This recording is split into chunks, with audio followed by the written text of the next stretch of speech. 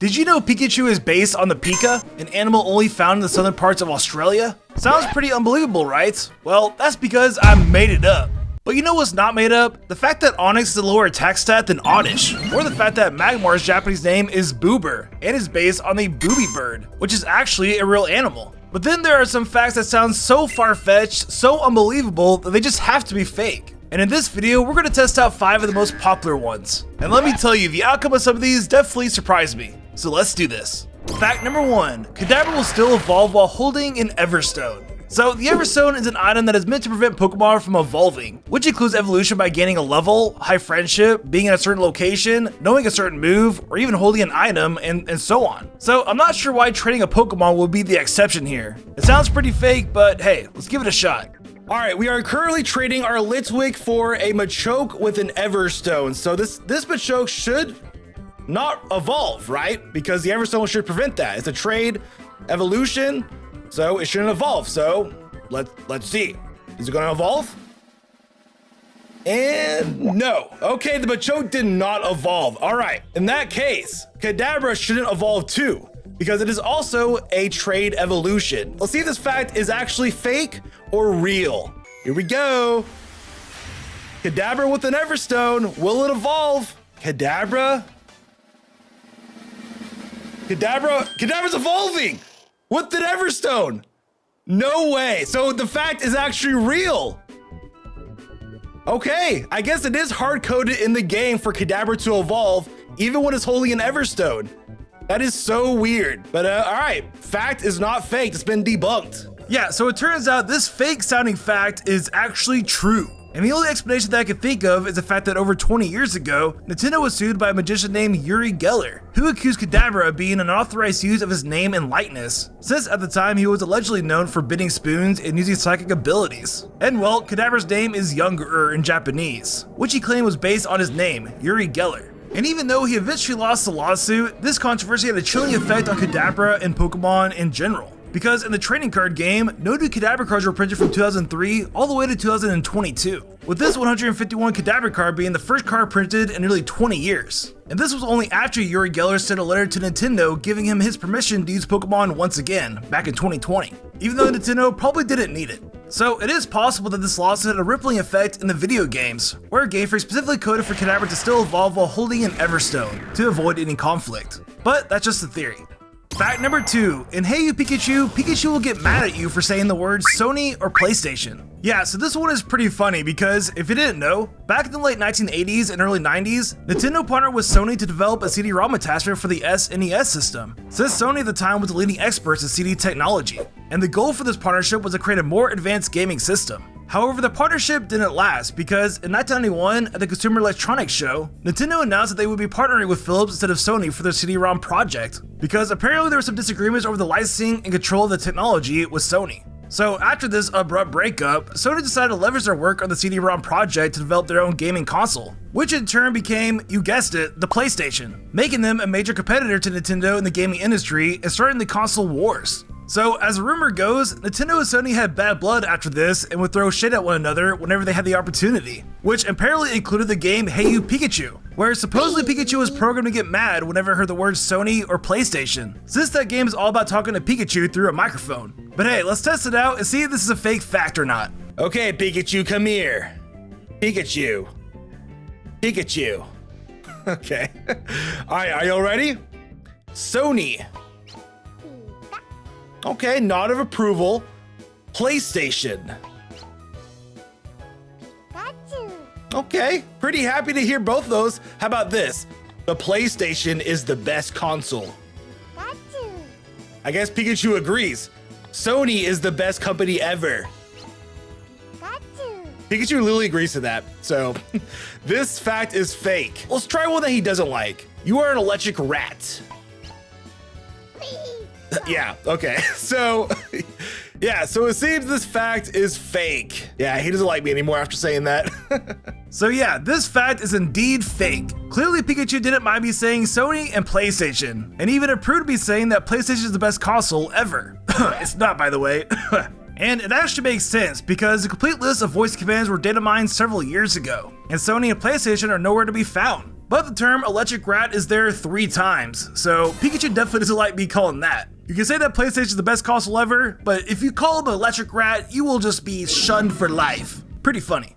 Fact number 3, Luigi's unofficially the 160th Pokemon. So if you weren't alive during this time, back in 1999, the official Nintendo website posted an article titled Pokemon number 160 and read, "As far as gaming news goes, it doesn't get any bigger than this. This story has been kept under wraps so tightly that even the pros at Nintendo Power Source have been in the dark. Shocking information has recently surfaced from Japan, revealing the location of Pokemon number 160. We were instructed to keep quiet, but we feel that our loyal readers deserve to know the truth." And then they go on to say that Luigi was a secret Pokemon unlockable in Pokemon Red and Blue. And they even show a picture of him in the game, revealing that he's a plumber type and learns the moves Wrench, Mustache Slap, Gas, and F for Union. A move that would summon Mario and Yoshi for a group attack, which might have been unofficially the first signature move for a Pokemon, like officially. The article then goes on to give the steps on how to unlock this elusive Pokemon, stating that you could actually evolve a Lickitung into Luigi if you followed these steps. First, catch a Lickitung in an Ultra Ball. Second, have a Lickitung as a first in your party. Third, stand right where Snorlax was east of Vermilion City. And finally, turn your Game Boy upside down and use a Rare Candy on the Lickitung. And apparently with all these steps, it will cause it to evolve into a Luigi. And then it states that if it doesn't work, shake your Game Boy upside down and try again. Alright, well, I'm pretty skeptical, but hey, let's give it a shot. Alright, step 1, catch a Lickitung in an Ultra Ball. So, I gotta find where one is real quick. Alright, so Lickitung is, let's see, area unknown in Pokemon Red. Nope, okay. Like, I don't know where to get one. Let's look up Bulbapedia real quick. Alright, so it says here that you can only obtain a Lickitung in Pokemon Red and Blue by trading a Slowbro on Route 18. So, you can't even capture one in the game. So, I don't know how you're supposed to catch one with an Ultra Ball, but let's hope the guy that has this Lickitung caught his in an Ultra Ball. So, let me go find this guy real quick and trade him real quick. Basically, this entire fact just hangs on this guy catching his Lickitung with an Ultra Ball. This is the only way to get a Lickitung in these games, unless you have Pokemon Blue in the Japanese version. Apparently, you can get one in the Safari Zone. But even then, in the Safari Zone, you can only capture Pokemon with the Safari Ball. So it's quite literally impossible to catch your own Lickitung with an Ultra Ball in these games. So that's kind of suspect. All right, here's Mark the Lickitung. And I don't think in these games you can even look at if they're caught, what Pokeball they're caught in. But no, he's like kind of green. Like that's like a sick Lickitung. All right, step 2. Put Lickitung in the first in your party. Okay, let's do that. We got Mark the Lickitung first in our party. And then go to the Snorlax east of Vermilion City. All right, let me go there real quick. And the next step says to turn your Game Boy upside down and then use a Rare Candy on your Lickitung. So I'm gonna attempt this here. That's the A button. Okay, this is really hard. And then on Mark the Lickitung, hopefully he was caught in an Ultra Ball because he will become a Luigi right now. So let's find out. And no. No Luigi. It also says though in the article, if it doesn't work, shake your Game Boy up and down and try again. So that's why I'm doing this on the Game Boy.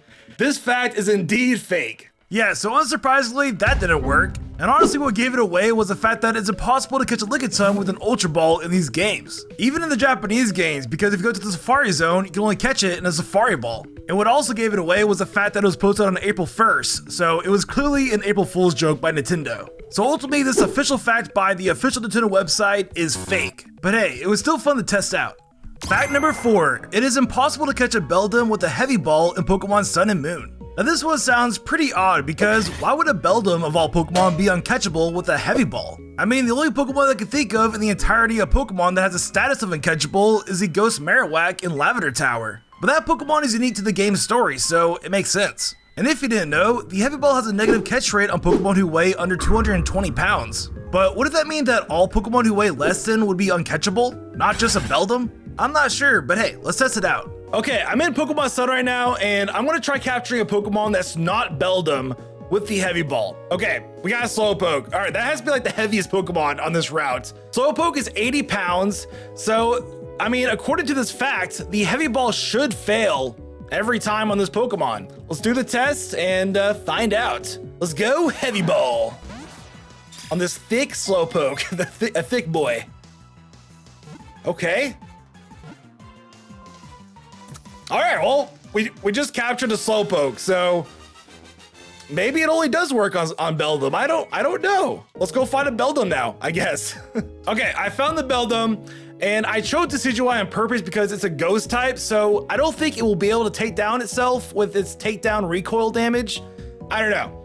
But let's try throwing a heavy ball and see if this is a true or fake fact. Let's go a heavy ball on the impossible, uncatchable Beldum.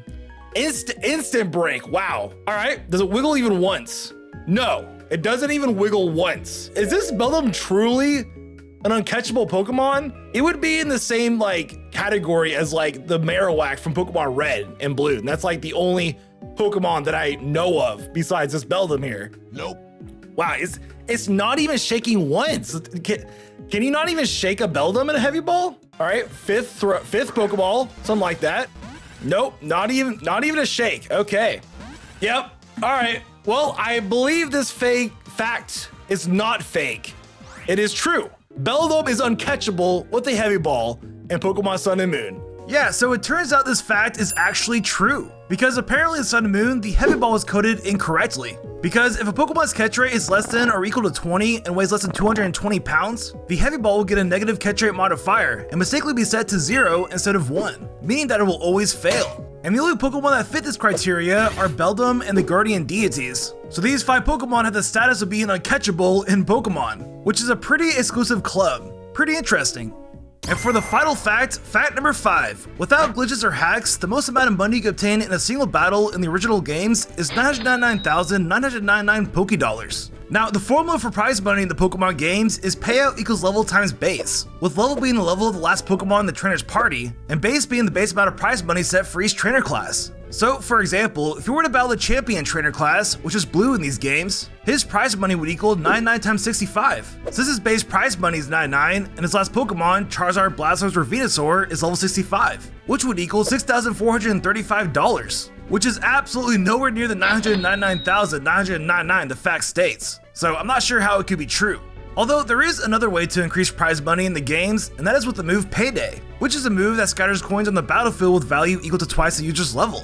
So technically, if you had a full party of level 100 Pokemon that each knew this move, and used the move the max amount of times, which would be 32 by using PP ups, the max amount of prize money you can add will be a whopping $38,400, which is still not even close to the amount stated in the fact. So this has to be fake, right?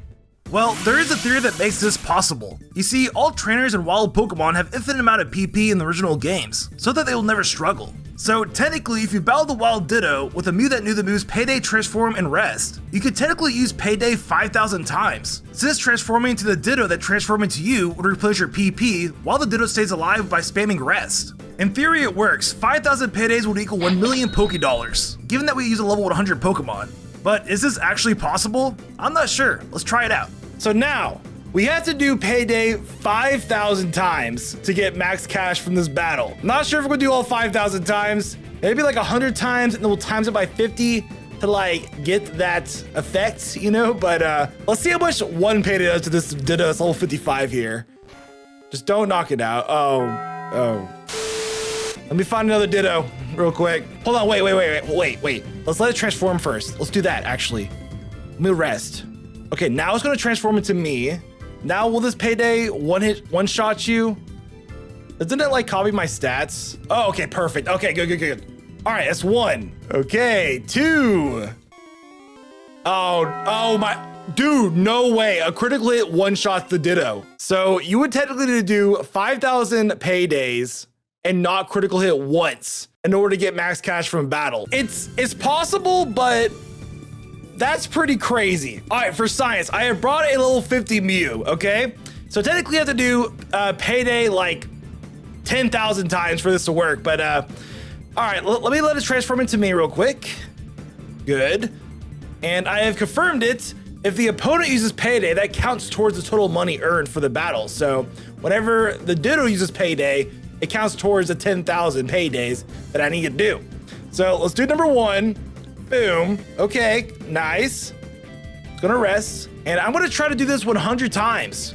And then we'll see how much money I get and then do multiplication and all that. So here we go. Okay, I'm currently at 97 Paydays, and I just want to show you the infinite real quick. So we have 0 PP in Payday. So if we transform and we copy the Ditto's infinite PP moves, that's 98, I believe, we get 5 PP back every time. So it is true that you can go infinite. So let me do 99, and this will be 100 paydays right there. Boom. Perfect. All right, that's 101. Okay, that's 101 paydays. So hopefully the math adds up, but we're gonna go ahead and KO the Ditto here. Okay. Dobbs picked up $11,000. Okay, looks like I miscounted. That was actually 110 paydays, because if we do 110 times 100, because our Mew was level 50 by doing all those paydays, that will equal $11,000. That's how much we just picked up. So with the math involved there, it is possible to get max cash in a single battle without glitches or hacks, but it would take you ages, like forever. So awesome fact though, I like it. So it looks like this fate fact is actually true, if you have several hours to spare in your hands to do this feat. If anyone out there is crazy enough to try it, let me know and tell me on Twitter. And I hope you guys enjoy this video. And check out my What If Pokemon had a 4th Legendary video right here. I think you'll enjoy it.